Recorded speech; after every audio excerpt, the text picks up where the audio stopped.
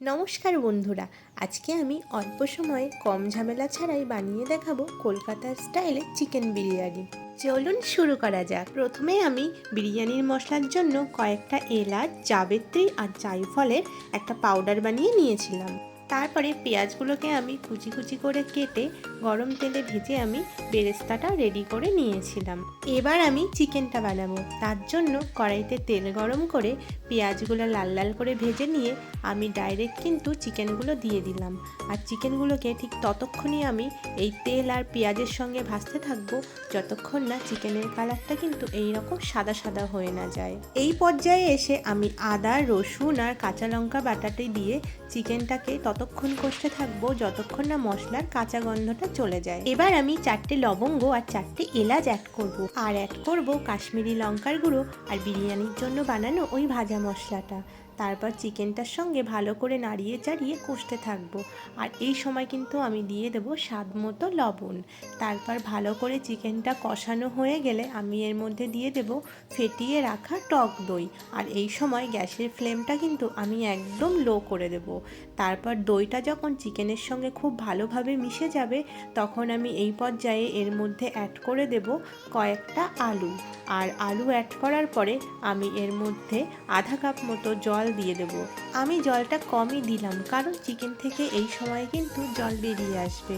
তাই জন্য আমি গ্যাসটা একদম লো করে দিয়ে ঢাকনা দিয়ে 20 মিনিট মতো রেখে দিলাম। এবার আমি রাইসটি বানাবো, তাই একটি পাত্রে জল গরম করে তাতে বড় এলাচ, ছোট এলাচ, দারচিনি, লবঙ্গ, তেজপাতা আর সামান্য তেল আর একটু লেবুর রস দিয়ে দেবো। এই তেল আর লেবুর রস দেওয়াতে ভাতগুলো কিন্তু ভীষণ ঝুড়ো ঝুড়ো হবে। এবার আমি আধা ঘন্টা আগে ভিজিয়ে রাখা চালগুলো দিয়ে দেবো। এরপর আমার চিকেনটি যখন হয়ে যাবে তখন আমি চিকেনের ঝোল থেকে চিকেন আর আলুগুলোকে তুলে আলাদা করে নেব। এবার আমি চিকেনের এই ঝোল থেকে চামচের সাহায্যে এরকম ছেঁকে ছেঁকে আমি তেলগুলোকে আলাদা করে নেব। বেশ 2 চামচ মতো আমি তেল এখানে তুলে নিয়েছিলাম। এবং এই চিকেনের যে ইয়াকনি মানে যে ঝোলটা ছিল সেই ঝোলটা আমি একটি ছাঁকনির মাধ্যমে ছেঁকে নিলাম। এই মশলাটা ছেঁকে নিলে কিন্তু বিরিয়ানিটি বেশ লাইট হয়। এদিকে আমি দুধের মধ্যে কেশর ভিজিয়ে রেখে দিলাম। আর এই ইয়াকনিটির মধ্যে আমি 1 চামচ গোলাপ জল, 1 চামচ কেওড়া জল, 1 চামচ মিঠা আতর আর যে ভাজা মশলাটি আমি বানিয়ে রেখেছিলাম সেই বিরিয়ানির মশলা আর 1 কাপ দুধ দিয়ে দিয়েছিলাম। আর যে তেলটা আমি তুলে রেখেছিলাম সেই তেলের মধ্যে আমি অ্যাড করে দিয়েছিলাম 2 চামচ ঘি। আমার সমস্ত উপকরণ রেডি। আর এদিকে চালটিকে আমি 70% মতো সিদ্ধ করে নিয়ে জল ঝরিয়ে নেব। এরপরে বিরিয়ানির পাত্রে আমি অল্প করে রাইস বিছিয়ে দেবো। তার উপরে আমি চিকেন, আলু, ডিম এইগুলো আমি বিছিয়ে দিয়ে যে ইয়াকনিটা বানিয়েছিলাম সেই ইয়াকনিটা আমি পুরোটাই দিয়ে দেবো। এইবারে আমি বাকি যে সাদা রাইসটি রাখা ছিল পুরো রাইসটাই আমি সুন্দর করে উপরে বিছিয়ে দেব। আর তার উপর দিয়ে ছড়িয়ে দেব যে তেলটা আমি তুলে রেখেছিলাম সেই তেলটা আর কেশর ভেজানো দুধটা। আর উপর দিয়ে একটু ছড়িয়ে দেব বেরেস্তা।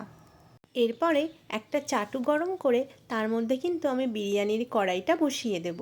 আর উপর দিয়ে একটা ভারী কিছু চাপিয়ে দেব। দিয়ে আমি এটা মোটামুটি 30 মিনিট মতো দমে বসিয়ে রাখবো। ব্যাস, এরপরে আমি 30 মিনিট পরে বিরিয়ানির ঢাকনিটি যখন খুললাম এত সুন্দর একটি গন্ধ বেরালো, উফ, মনটা সত্যিই ভরে গেল। বিরিয়ানিটি এত সুন্দর খেতে হয় সত্যি বলার মতো নয়। তোমরা অবশ্যই বাড়িতে একবার ট্রাই করো।